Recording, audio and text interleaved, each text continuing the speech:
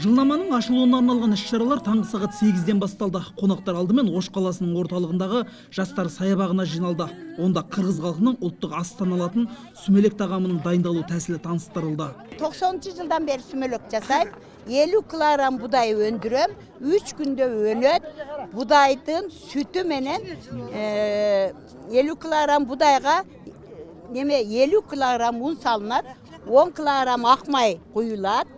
Осыдан кейін түркі дүниесінің түкпір-түкпірінен келген делегацияны Ош қаласының мері қабылдады. Аталған басқосуда жылнама аясында өтетін іс-шаралар сараланды. Ол бойынша әр мемлекеттің өкілдері өз ойларын ортаға салды. Өз кезегінде қала әкімі қонақтарға сый құрмет көрсетті. Қолда бар мәліметке сүйенсек, Ош қаласының өзінде 70-тен астам ұлт пен ұлыс өкілдері өмір сүреді.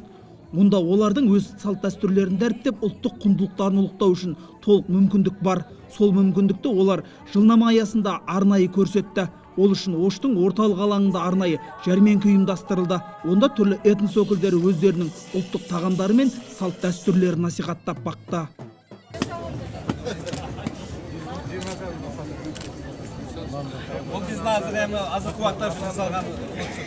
Мәдени астана мәртебесіне ие болған Оштың тарихы тым терең. 3000 жылдан арасат. Тіпті кейбір деректер бұл қаланы кезінде сауда мен өндірістің ошағы болғанын дәлелдейді. Осындай мәліметтер Ош мемлекеттік университетінде өткен ғылыми конференцияда сөз болды. Ош байыртадан бүгінгі күнге чейін өзінің иелеген тарихи географиялық. Ош баяғыдан бүгінгі күнге дейін өте маңызды шаһар болып саналады. Өйткені ол географиялық, сауда, экономикалық жағынан да өте ыңғайлы жерге жайғасқан. Себебі Ош арқылы екі бағытқа еркін қатынауға болады. Бірінші Нарын арқылы Шығыс Түркістанға, ал екінші бағыт Алай арқылы Қытайға шығуға болады. Сонымен қатар Ферғана арқылы Бұхара, Самарқанд пен Қазақстан арқылы орыс далалары мен Европаға да шығуға болады.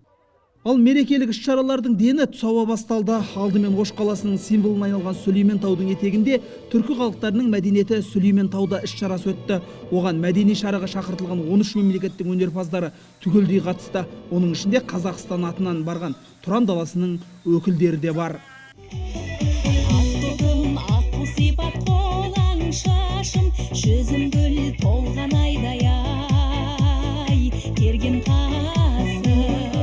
Біз осы жерге біріншіден өзіміздің мәдениетімізді, өзіміздің өнерлерімізді Ақтау қаласынан көптеген бишілеріміз, әншілеріміз келіп жатыр.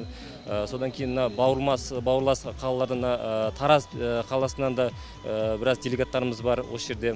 Түбі бір түркі халықтарының мәдениетін бір арнаға тоғыстырған шарадан кейін барлық ұлттың өкілдері арнайы сап түзет. Сөйтіп олар өз ұлтының киімі мен мемлекеттік рәміздерін насихаттап 4 шақырым жерді жаяу жүріп өтті.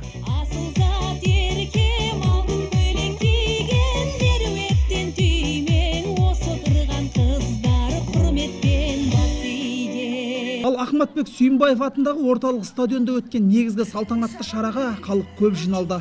Алаңға тек жергілікті тұрғындардан бөлек түркі тілдес 20-ға жуық елдің өкілдері барды. Олар үшін 13 мемлекеттің өнерпаздары өнер көрсетті. Түгел түркінің мәдениеті насихатталған шарада қазақ халқының да биі биленіп ән айтылды.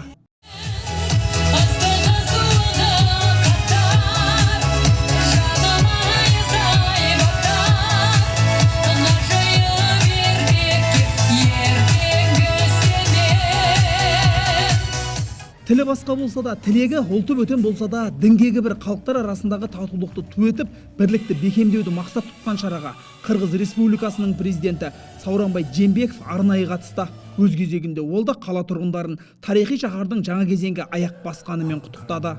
Ош шаһары администрациялық, саяси, экономикалық, білім беруші. Ош қаласы әкімшілік және саяси экономикалық білім беруші мәдени һәм рухани астана болып саналады.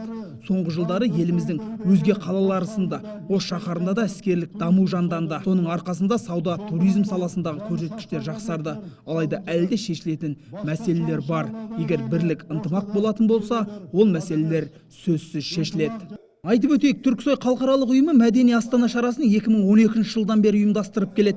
Міне содан бері Жетіқала түркі дүниесінің мәдени астанасы атанды. Әлі де мәртебелі атаққа ие болуға ынталы қалалардың қатары қалың. Енді мұндай іс-шараларды мәселен өздерінің егемендігін алмаған халықтар бұндай іс-шараларды өткізе алмайды. Сондықтан біз оларды біздің осындай тойға шақырамыз.